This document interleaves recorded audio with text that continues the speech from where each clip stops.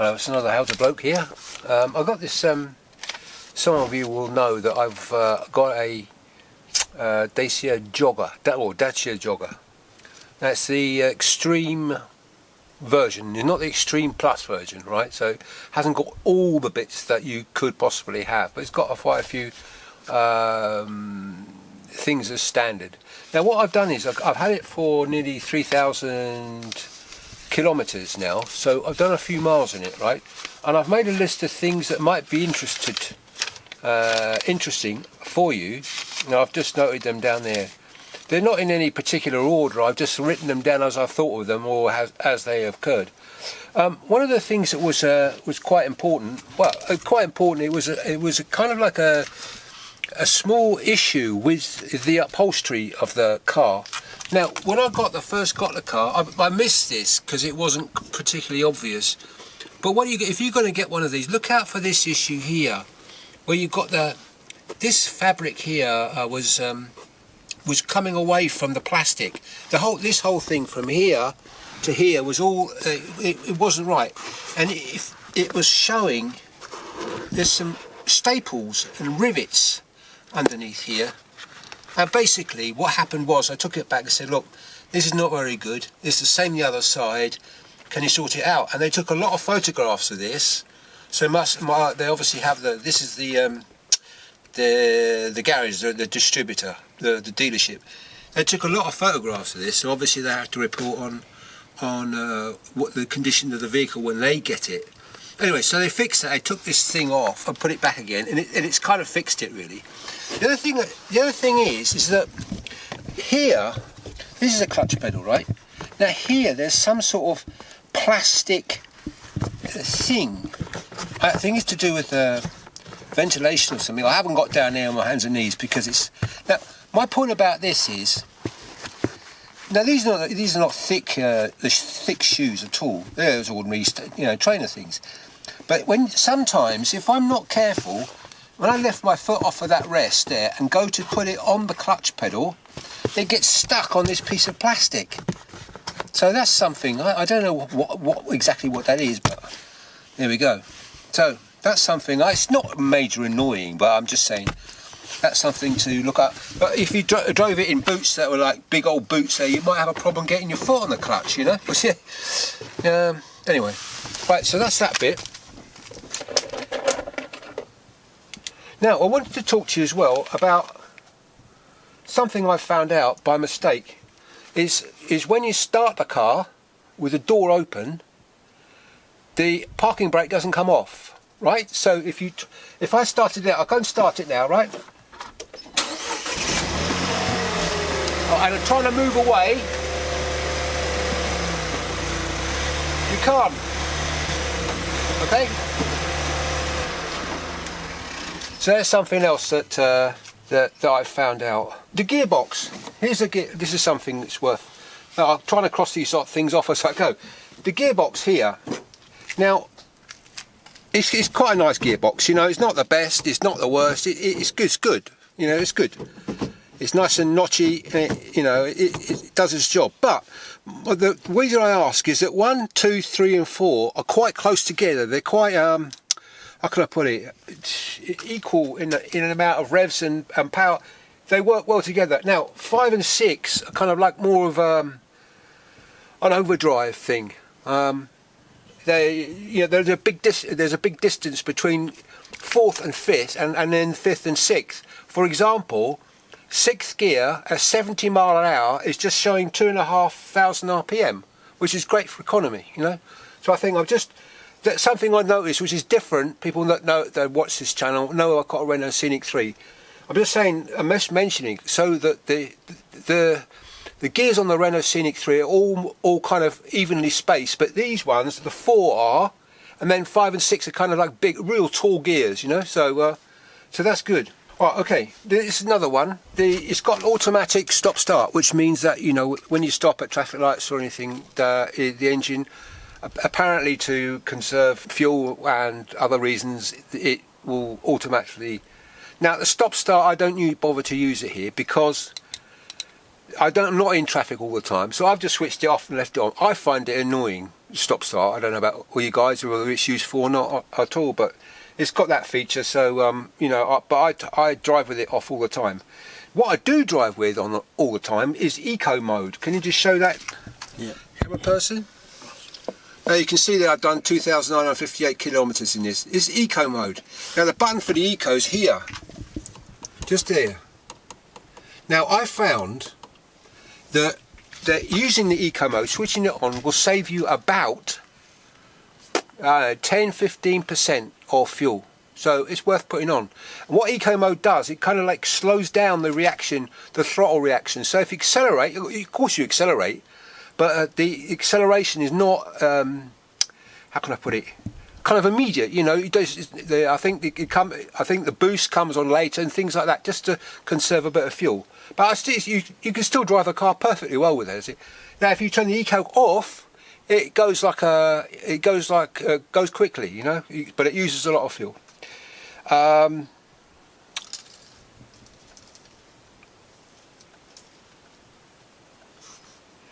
The cruise control. I was going to mention that. Now, it's different to the Renault Scenic 3. If you've got a Renault Scenic 3, you'll know that when you've got cruise control, I use it all the time. If you're using it, you have to, every time you change gear, you have to re-enable it all the time. But this thing you don't. So it doesn't matter whether you change from 6th to 5th or 5th to 6th or whatever, 4th to 5th.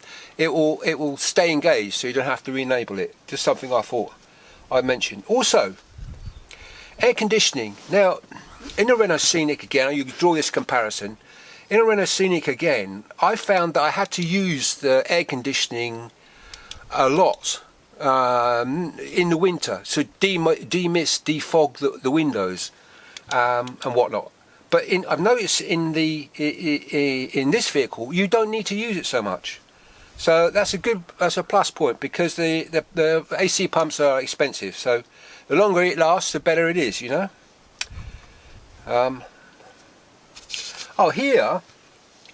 This here, come in here, camera person. This in here, they see the car icon there. Down there below that is a gear change indicator, which indicates when it's appropriate to change gear or not. It shows you whether you should change down or change up. I mean, I don't know whether that's useful or not. I just thought I'd mention it. A lot of people I know of or have known of drive around in third gear all the time, which is not really good. Rear camera. Okay, let's have a look at that. Right, this is the rear camera at the back. I'll show you where it is. I don't need to show you where it is. It's just above the number plate. Now it's important to keep that camera clean, because the actual resolution of the camera is not that good. You know, it could do with a better 1080p or something. It's not even close to that, I'm sure. It's okay, as you can see here from the screen. It's okay during the daylight, but at night, even though you've got some fantastic reversing lights out there, it could be better. I think with a higher res camera, it would be pretty good. Now, this reversing camera here, the green line, the blue line is where you're going to go, and the green line is where it's pointed at the moment. So if I turn the steering wheel left or right, it will show you where the car is going to go, which is useful, isn't it? That's the red, that's quite close to the car. That's fairly close, and that's, you know, you can open the boot easily with that. But if you're up to the red, you can't open the boot, there's not enough room. Okay, now going back to this screen here, it's quite good. You know, it's quick enough machine. But what would be useful here, and it doesn't have it, is say you you write down, you've got to write reports and whatnot, and you're sitting in the car. It'd be useful to know what day of the month the 4th of January is, you know. It's like you have to think, well, what day is it? What day is it? So it would be nice to be able to change that to have a 4th, whatever it is, Wednesday, Thursday, or whatever. So that's something, you know, that I haven't found a way to change that yet. Maybe there is a way, but there is certainly no way in settings. There's no way to do that. Right, here's something which might be useful, kind of a security feature. Up here, show that camera person, there is a SOS button. Now, I have never tried this.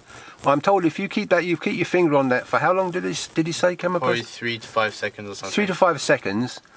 It will call the emergency services. Now, in France, it will call the pompiers, you know, the fire brigade security safety guys. So that they'll call those. So if your car is upside down and you're broken down in the middle of nowhere, you know, it's useful to have. How it exactly works, I don't know, but I'm assured that's what it is. Now, the only problem here is you might get somebody who presses that instead of the light for the interior light. So anyway, that's something. That's not something important, but I thought you may want to know that. The radio. Now, the radio on this thing is very loud, V.loud, right? But the fidelity is not so great. So I'm not an audio specialist or perfectionist or anything. I know what sounds good and what doesn't.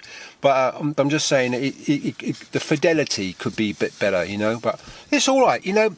This is not a Rolls Royce, is it? You know, what you paid for it is good value for money. So I'm not knocking it. I'm just saying that's the situation. So loudness, no problem at all. So if you've got your favourite rock song on, it doesn't really matter what too much about the fidelity, does it? It just wants some banging sounds. Now, the blind spot warning is ace. Absolutely ace. Now, the button for this blind spot warning is, how can I make this work?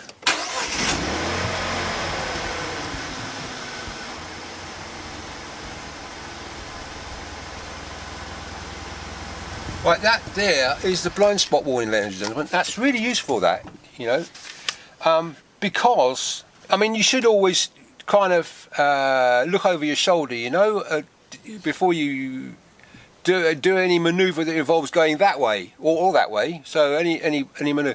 But what it does is like an extra pair of eyes. You know, you can see, or it can see something perhaps you've missed. For example, if this door pillar gets in the way of something, or the back door pillar, this will see it. For example, a little scooter, or especially one of those electric scooters that move very fast, and the profile of them is narrow. Cyclists and things like that. So useful. The vehicles that are overtaking you, you know, it's great stuff to have that. Another pair of eyes. I mean, you should always look over, but you know, if you've got a lot happening here, and you're going to make a turn quickly, having that as well is useful. So now, on to my last but not least thing for today is the handbrake. This doesn't have a normal handbrake where you pull up, you know, like a Renault Scenic, and in normal driving, it's not a bother. You know, it's not a big issue. It works perfectly well, works as it should do. The only difficulty I've had with it is parallel parking on a slope. You know, where you've got the car in front and you've got the car behind you trying to get into the gap. On a slope, on a gradient. Because you can't feather the clutch. You can't load up the power on to the clutch. You can't load up the clutch with power to get the car to move slowly and then just drop the handbrake down. The handbrake is either off or it's on. You get me? So you haven't got any kind of feel to it. I think, given a choice, I mean, it's not a big issue, you know, but given a choice, I'd rather have a proper handbrake than a electronic brake on this. So it's up to personal choice again, isn't it? But you know, it does have it's easier to drive. The car is more automatic to drive. But when you need to do something particular, like, for example, the parallel parking or something on a gradient or a hill, I find it easier, much easier with an ordinary parking brake handle, you know. So, handbrake handle. So that's about it, really. That's about it for today. As I say, it's 3,000 kilometres. It's kind of due for its next service pretty soon. First service pretty soon. So I'll let you know if there's anything remarkable happens there. But for the time being, thanks for watching HowToBloke. And I've got some recipes up here. I've got quick tips up here. And DIYs down here. And if you want to subscribe, is down there. So until next time.